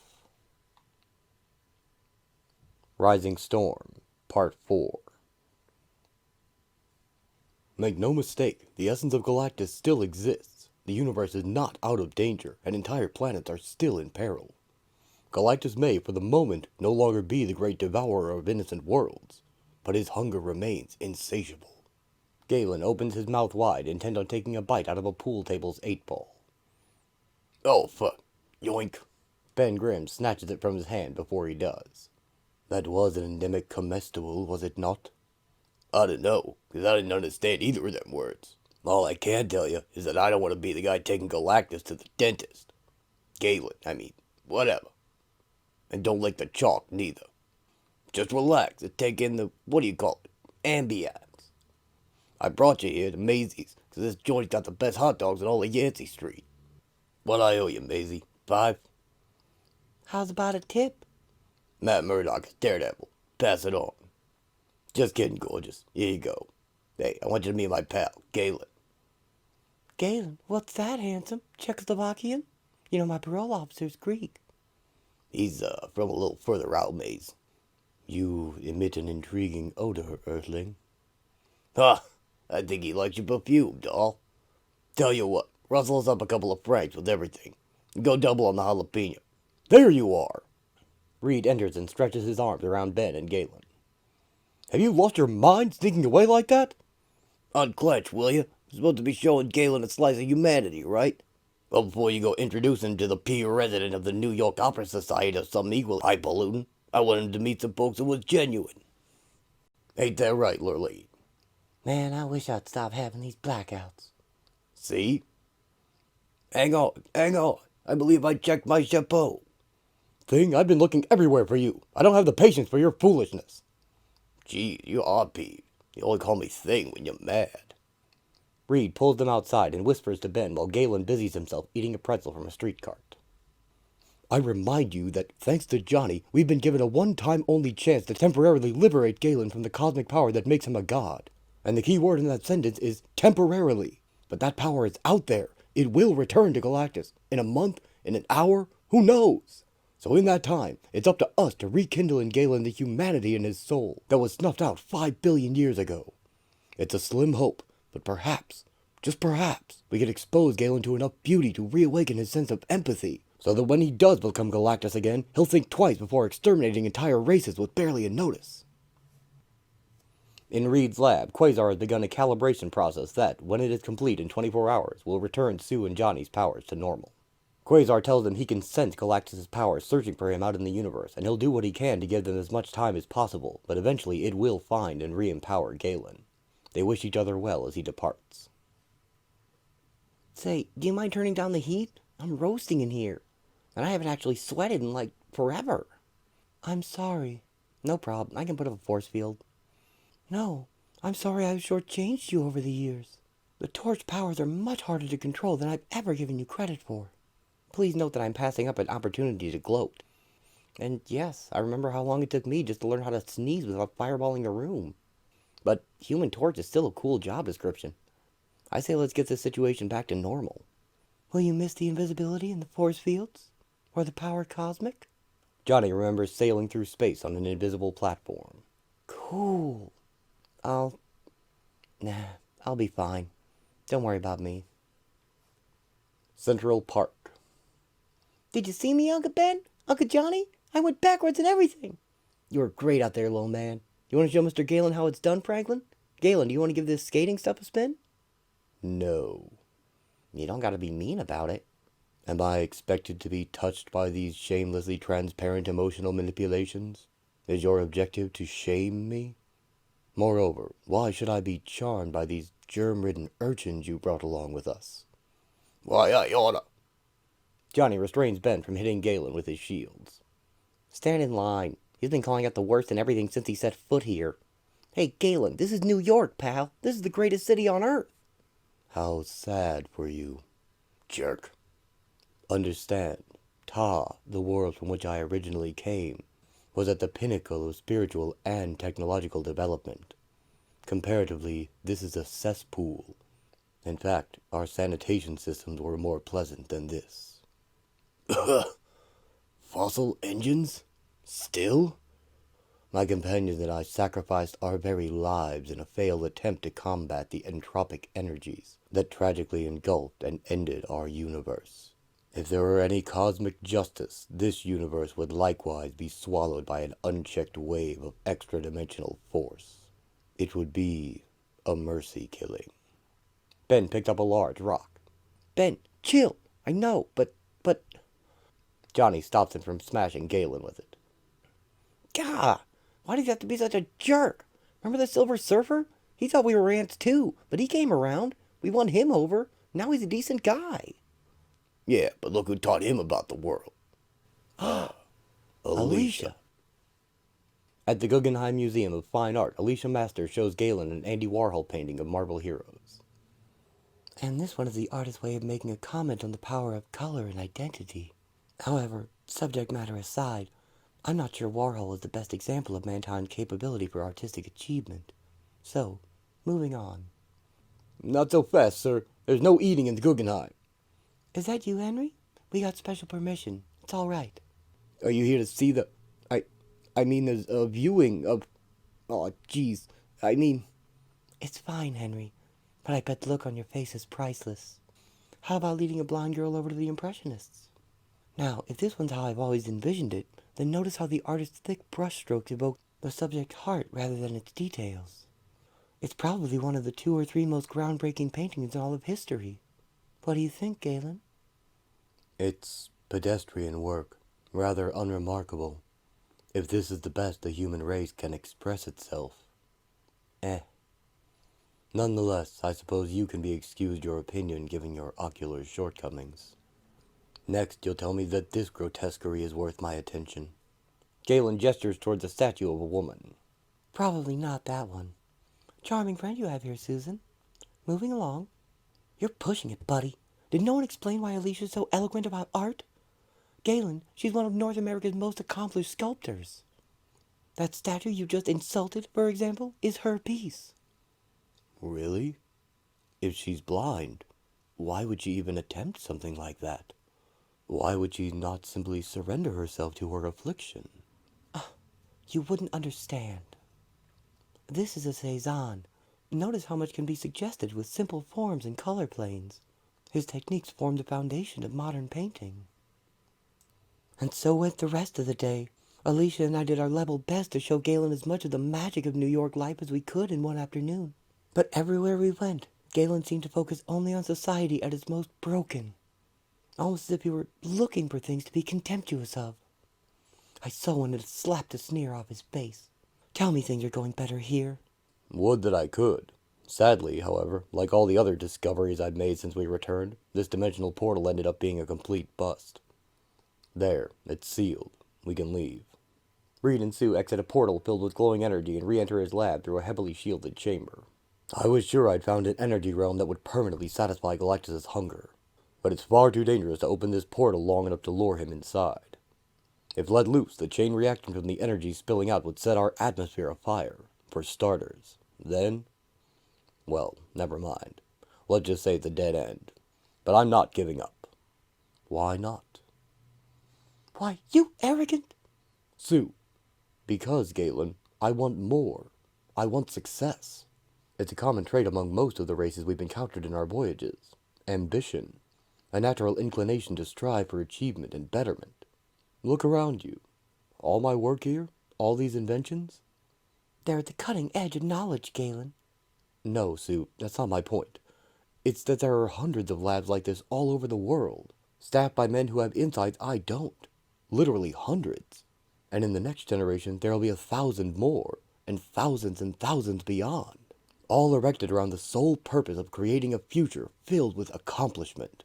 Every time Galactus devours a planet, this is what dies. The chance to make a better tomorrow. Galen? Where did he? Reed sees that Galen is opening the portal. Galen, you maniac! No! He's already changed the access code. This is my fault. It was my idea to bring him to Earth, and now 6 billion lives are... Galen, in the name of heaven, stop! What's all the commotion? Galen's as good as his word. He's decided to unleash a Pandora's box worth of hellish energy that will sweep the world clean. Sue tries flames on the window. Oh yeah? Stand aside. Ben tries punching the door. You can't punch through it, Ben. Even the windows of this Nexus chamber are laced with an adamantium vibranium alloy. I intended it as a safeguard, but now I know it won't be able to contain such deadly energy. Galen, don't do it! Too late, Dr. Richards. I've set everything in motion. No more can be done. The portal begins to open, spewing forth bolts of crackling energy. But why? We've shown you nothing but kindness and acceptance. Why are you doing this? Why, oh, my. You haven't figured it out yet. Why, Richards? Because I've misjudged you. What? You have only yourselves to thank. You've all spoken of it repeatedly in your own way. And once I realized what I was looking at, I saw it everywhere. The indomitable spirit of the humanoid order. The inability of mankind to surrender before the lockstep march of a hopeless future. Even the weakest, most powerless among you understands the fierce need to fight back the darkness of entropy. With every breath, Richards, that much has become clear to me. That, more than anything, is what I recognize within the beings of this universe. And who am I to extinguish in you that which lies within myself? Then you're sparing us. I willfully exile myself into this dimension beyond, yes. So long as I exist, the soul of Galactus will stop at nothing to locate me. Will it someday find me even here? Perhaps. But at least my actions this day will provide a respite from Galactus's wrath in this universe. Or, at least, give its inhabitants the best opportunity to find a solution to the finality that is Galactus. Something I have every confidence they will eventually do. After all, that is their nature. Galen enters the portal and the door closes behind him. He's right. We don't give up. There's one last loose end from this adventure left to tie. Follow me. Ah, the swappage. Hey, Reed, Sue and I were talking and, well, it makes sense it didn't come up before, what with the whole race to save world's priority and all, but can I maybe swap instead with, Who, me? Forget it, Bighead. Of course, it could only improve your looks, but... But Ben and I have already had this argument. He knows we only have enough material for one more exchange, so you can fill in the rest of the screaming match yourself. Suffice it to say that my pig-headed best friend won't let any of us take that hit for him. Trust me, I tried to convince him. I even considered anesthetizing him. You and what army? Just flip the switch before I change my mind, okay? Reed presses a button. The machine begins to throw off large sparks. Hey, sparkly. Funny, I don't remember it being sparkly before. These calibrations are off. But wait, of course! I hate when you say that. What now? There must still be a trace of the power cosmic in Johnny's cellular structure. Not enough to detect, but enough to foul the... The entire apparatus explodes, bathing everyone in liquid from the tanks. Sis, are you okay? He's all right, kid. You? Did the process take? Try using your powers, both of you. I am trying. I can't make anything happen. No fire, no fields, no nothing. Hang on. I can top that. Ben Grimm walks out holding his costume to cover his human form. I got good news and bad news. The good news is I lost weight. But I got a sinking feeling about the bad. Stretcho, you want to give me a hand up here? Certainly, Ben, Uh-huh. I figured as much. All four of us. Our powers. They're gone. But gone where? And the champ takes one heck of a haymaker. A boxer's neck stretches several feet as his head is punched. Huh? Tony, get the hose! A fireman erupts into flames in the station house. Hi, you must be Carrie. I'm really not good with these blind dates. An invisible man holds a bouquet of flowers at a woman's door. Sister Mary Catherine? A nun teaching a class finds her habit torn by her new form of orange rock. This was Mark Waid and Mike Weiringo's final issue on the comic, so if you've made it this far, thanks for coming on this journey with us. It's been a blast. Now it's time to go out in style. All for one. A man chases a bus. Stupid alarm clock. Hey! If I'm late again this week, they'll fire me. There's one. Broadway between 35th and 36th. Let's go. Come on, hold the bus! Hold the bus! His arm stretches and he grabs the door and is yanked along behind it, his legs trailing several yards behind it. Ah! I'm caught! Stop! Stop! Another bus in 5 minutes, you impatient son of a... What in the holy living name of... No! Don't jerk the wheel! Don't! Reed's gloved hand touches him. Relax, sir. This may tingle. And he returns to normal. Roll with the fall. You all right? They're better. Ben, check to make certain he's unhurt. And you people, move! But the bus speeds ahead, out of control. 3 more flying cycles arrive, bearing the rest of the team. I saw a flash of light. Honey, did it work? The bus rushes toward Mr. Fantastic. This isn't how I wanted to find out, Sue. But if I wish to test that hypothesis, now's the time. He bounces his body out into a sheet, catching the bus and absorbing its inertia, leaving it undamaged. His powers are working just fine. Oof. Guess I don't gotta stop calling you Stretcho. Nice stop. Okay, I'm confusified. I thought your powers were in a box or across town. That's the real danger, Johnny. They're not staying put. They seem to be hopscotching all over New York, possessing people at random. And our bodies, conditioned by the cosmic rays that gave us those abilities, are the only things that can properly contain them. At the risk of sounding overly expository, I remind you that these gauntlets I equipped us with can reabsorb these powers with a touch, but tracking the powers is the hard part. Fortunately, they seem to stay within range of one another, so keep an eye out. Unchecked, these powers could tear New York apart. Dispatch, this is Baker 9. I am at the scene. Roger that, Baker 9. Do you request... Whoa! A police officer arriving on the scene bursts into flames as he exits his cruiser. At ease, buddy. Nothing to worry about? He drops to the ground and begins to roll. Yeah, that's what I did the first time, too. Officer, don't panic. It's not as bad as it looks. Picture yourself drowning in beer. Does that help? It doesn't hurt. And will you work with me? Johnny and Sue fly towards him. Ben sees someone with his thing powers. Oh, great. I was hoping I could go last. Guys, over here. Guys? Already out of earshot. Looks like I'm on solo approach. Taking back something I never wanted in the first place. Also, sir, I recommend not flying. Wah! No, not. Johnny narrowly misses touching the fiery man, now flying uncontrollably. What's happening to me? Pal, it's scary. Believe me, I know. But you gotta watch your strength. Gotta have the flailing around before you... The new thing crumbles a wall on Ben. Ben! But Reed stretches out and saves him. Ben, are you injured? Be careful. Don't go charging off on your own like that. Don't yell at me. I thought I had him cornered. Well, did you use your gauntlet? I reached for him. Honest, I guess I must have missed him. Reed gives Ben a doubting look. You must have. Watch out. He ain't as naturally handsome as I was, but he's every bit as strong. Sir, hold still so we can restore you. Reed stretches around the rocky man. I'm a monster!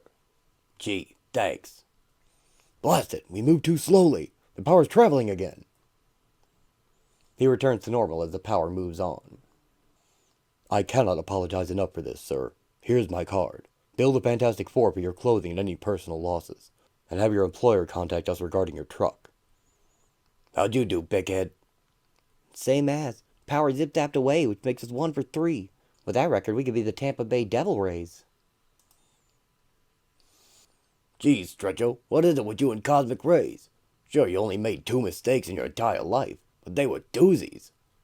First, you take us up in a rocket ship and turn us into misfits, and now you gotta go and spread the love. I swear, of all the foobahs for you to pull. Simmer down, Ben. He'll fix this. Reed has nothing to be sorry about, and you are well aware of that. What's gotten into you?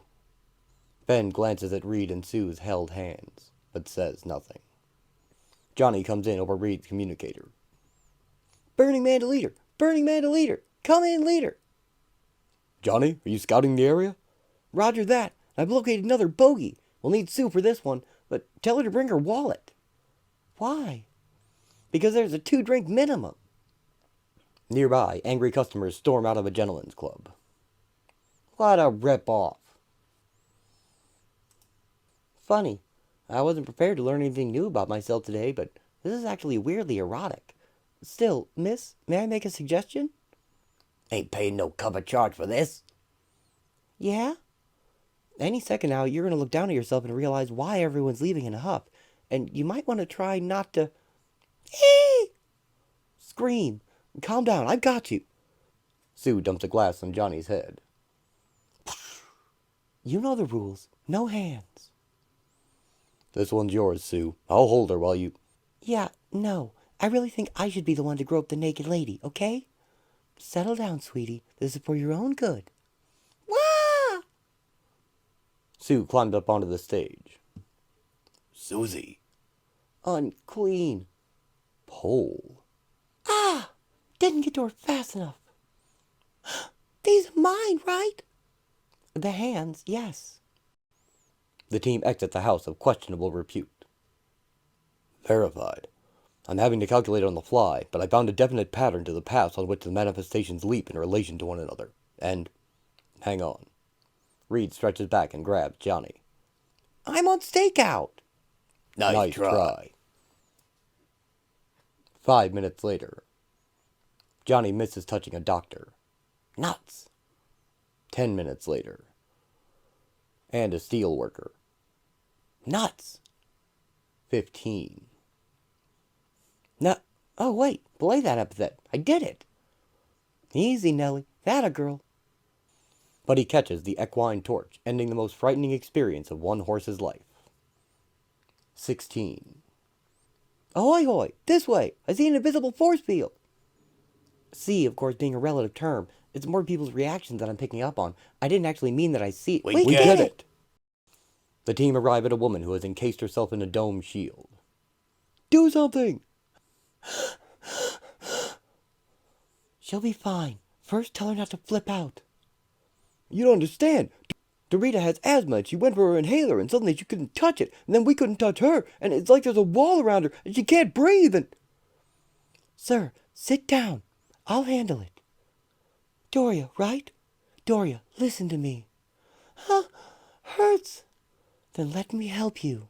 Concentrate on the sound of my voice. Screen out everything but that. Excellent. Now purse your lips and exhale slowly. Doria, purse your lips. Doria, please. So scared. I recall what it was like, Doria, the first time. I had no idea what was happening or why everything was suddenly out of reach, and the more I panicked, the worse it got. That's what's happening with you. I can't. But I realized I was in control of this, not the other way around, and you are too, I promise. Try to envision the shield dropping away. I can't. You can, Doria. It's all mental. Clear your head and let me in. It's my job to cope with this ability, Doria, not yours. Don't be frightened. You don't have to feel cursed. You don't have to think you're a freak because of what you can do.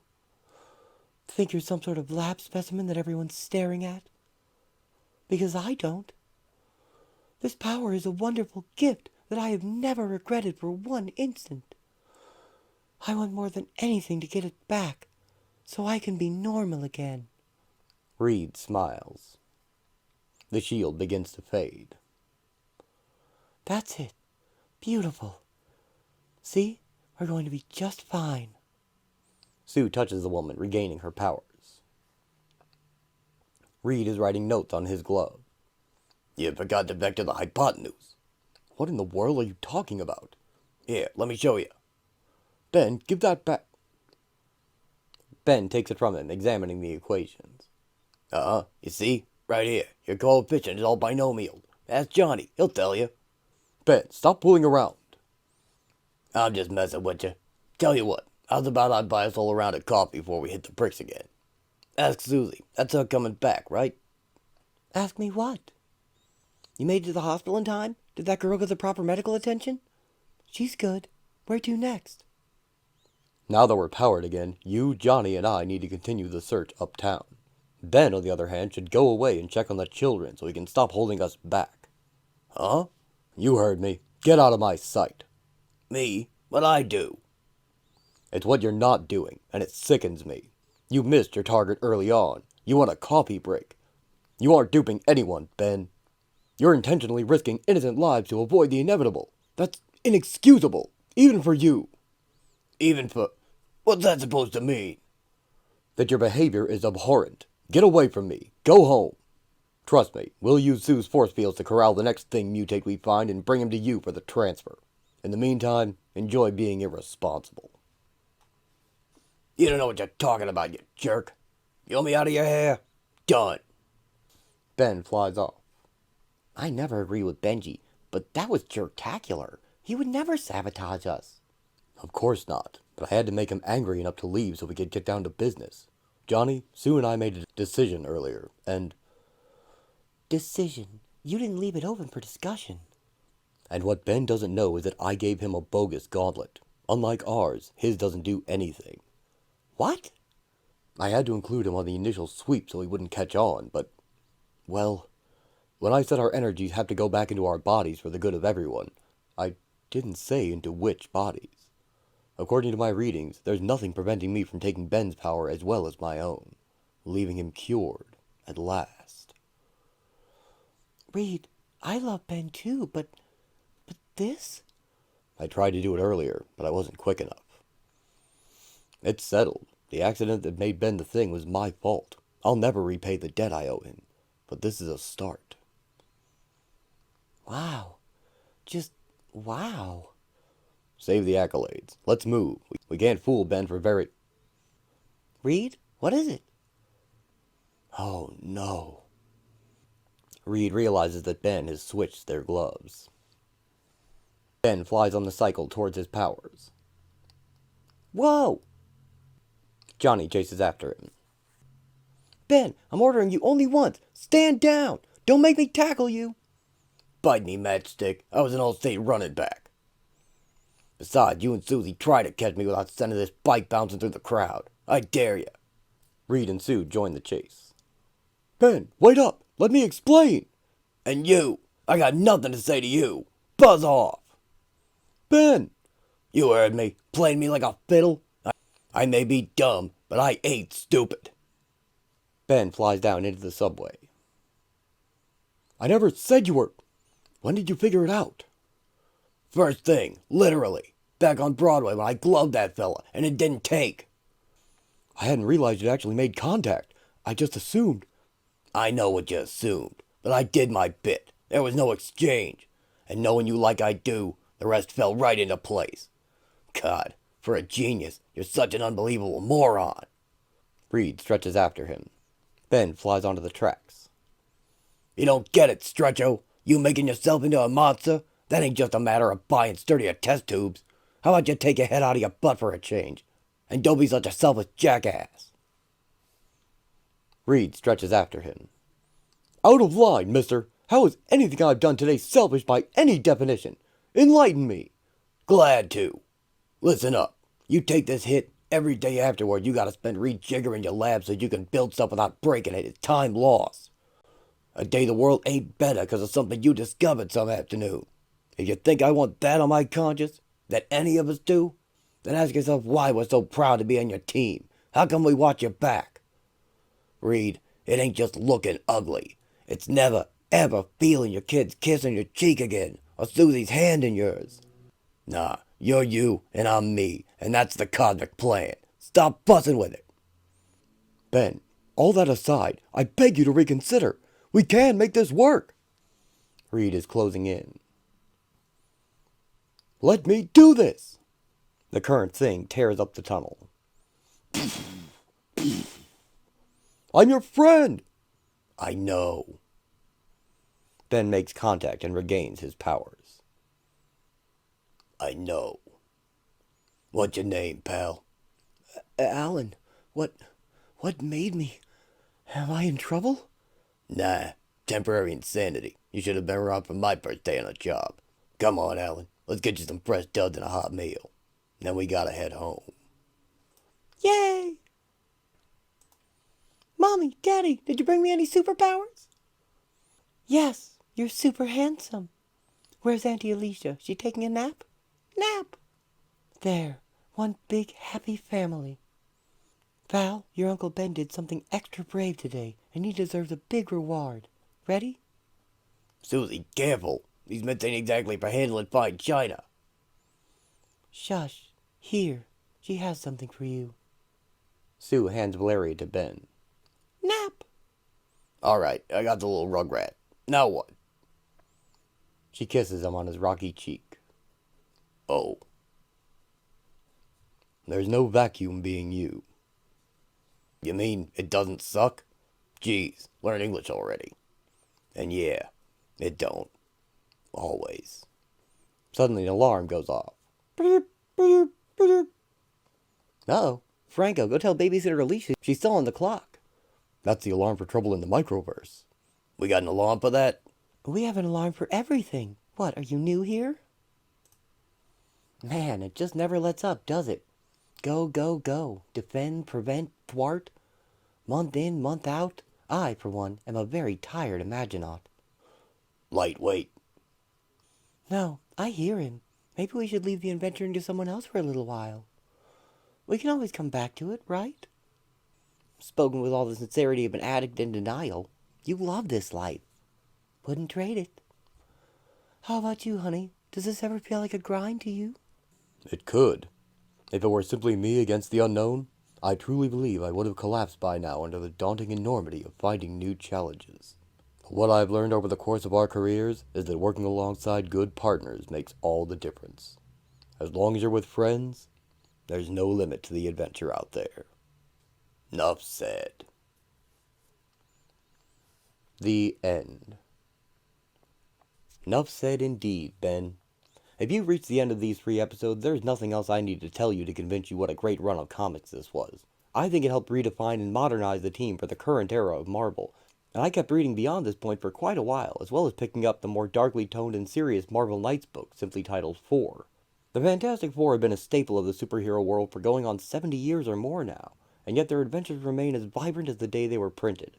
I have friends who swear by the old 60s run by Jack and Stan, so some of that might show up here someday. I would like to go further into the past than I have already. I've read great comics back to the 1930s. But before I end, I also wanted to put in a good word for the unreleased 1994 Fantastic Four movie. The actors, writers, and crew had no idea the film wasn't meant for release, and they gave it their all. And if you can get by the cheap special effects, which I actually find charming, and the rough sound editing, it's an excellent depiction of the team, and the characters are pitch perfect. It's usually up for free on YouTube. And there's a great documentary about the story behind the film called Doomed. From that, the Tim Story films that followed this run, and I think were partially defined by it, and this book, you can see that certain elements of the Fantastic Four have always been the same, no matter the time and the medium. And I think that's their greatest appeal. Despite the powers and the adventures, what I really love, time and again, are these characters. I hope that you do too. Until next time, thanks for watching.